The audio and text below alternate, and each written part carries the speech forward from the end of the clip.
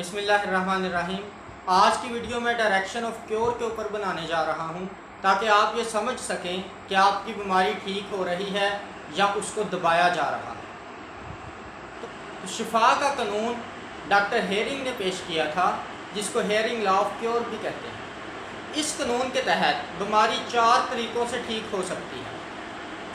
پہلا پوائنٹ ہے cure always occur from above to downward, مطلب یہ کہ بیماری ہمیشہ اوپر سے نیچے کو ٹھیک ہوتی ہے۔ مثال کے طور پر اگر آپ کے شولڈر پین ہے، اس شولڈر پین کا علاج کروانے کے بعد شولڈر پین ٹھیک ہو جاتا ہے، لیکن آپ کی ٹانگوں میں پین ہونا شروع ہو جاتا ہے، تو اس کا مطلب ہے کہ آپ کی بیماری ٹھیک ہو رہی ہے اور آپ کی بیماری جسم سے باہر نکل رہی ہے۔ لیکن اگر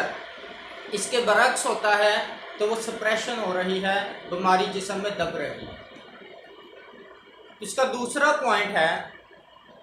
cure always occur from inside to outside, یعنی بیماری ہمیشہ اندر سے باہر کی طرف ٹھیک ہوتی ہے۔ مثال کے طور پر اگر کسی کو اسٹمک پرابلم ہے، وہ اسٹمک پرابلم کا علاج کرواتا ہے، وہ ٹھیک ہو جاتا ہے، لیکن اس کے جسم پر دانے نکل آتے ہیں، تو اس کا مطلب ہے کہ اس کی بیماری جسم سے باہر نکل رہی ہے اور ہیرنگ لا آف کیور کے مطابق شفا ہو رہی ہے۔ لیکن اگر معاملہ اس کے برعکس ہوتا ہے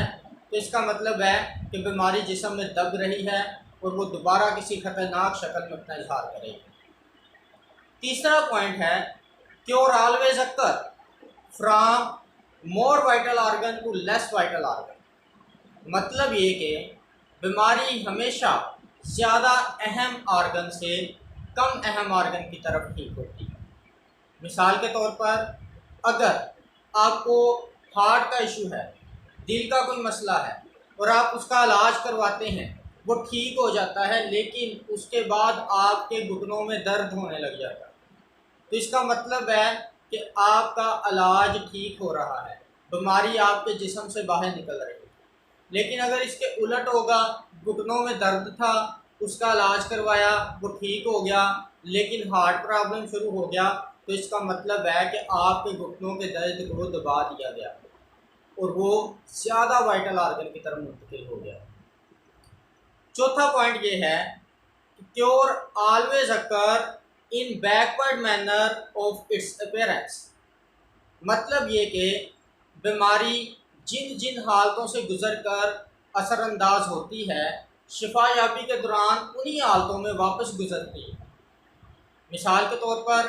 اگر آپ کو کھانسی ہے، کھانسی ٹھیک ہونے کے بعد سائنوسائٹس ہو جاتا ہے، سائنوسائٹس ٹھیک ہوتا ہے تو استھما ہو جاتا ہے، استھما ٹھیک ہوتا ہے تو اس کے بعد آپ کو ٹی بی ہو جاتا ہے، تو جب ٹی بی کا علاج کیا جائے گا تو ٹی بی ٹھیک ہونے کے بعد استھما دوبارہ آئے گا، اور استھما ٹھیک ہونے کے بعد سائنوسائٹس دوبارہ آئے گا، اور سائنوسائٹس ٹھیک ہونے کے بعد آپ کی کھانسی دوبارہ آئے گی، اور بالآخر کھانسی بھی ختم ہو جائے گی اور بیماری آپ کے جسم سے مکمل طور پر ختم ہو جائے گی۔ لیکن اگر معاملہ ایسے نہ ہوا، اس کے الٹ ہوا، تو پھر سپریشن ہوگی، اور سپریشن کا مطلب ہے بیماری کا جسم کے اندر زیادہ گہرائی میں چلے جانا یا دب جانا۔ تو دیکھیں، شفا کے اندر بھی علامات بیماری کی ختم ہو جاتی ہیں، سپریشن کے اندر بھی علامات بیماری کی ختم ہو جاتی ہیں، لیکن دونوں میں فرق یہ ہے کہ شفا میں بیماری جسم سے مکمل طور پر نکل آتی ہے، جس کی وجہ سے بیماری کی سمٹمز، بیماری کی علامات ختم ہو جاتی ہیں۔ لیکن سپریشن میں یہ ہوتا ہے کہ بیماری آپ کی سطح سے جسم کے اندر چلی جاتی ہے اور وقتی طور پر اپنا اظہار روک دیتی ہے اور جسم کے اندر مضبوط ہونا شروع ہو جاتی ہے، اور پھر جیسے ہی موقع ملتا ہے وہ زیادہ خطرناک بیماری کی شکل میں مضبوط علامات کی صورت میں دوبارہ نمودار ہو جاتی ہے۔ تو اس لیے شفا کے قانون کو سمجھیں اور سپریشن سے بچیں۔ اللہ آپ کو اور ہمیں صحت یابی عطا کرے۔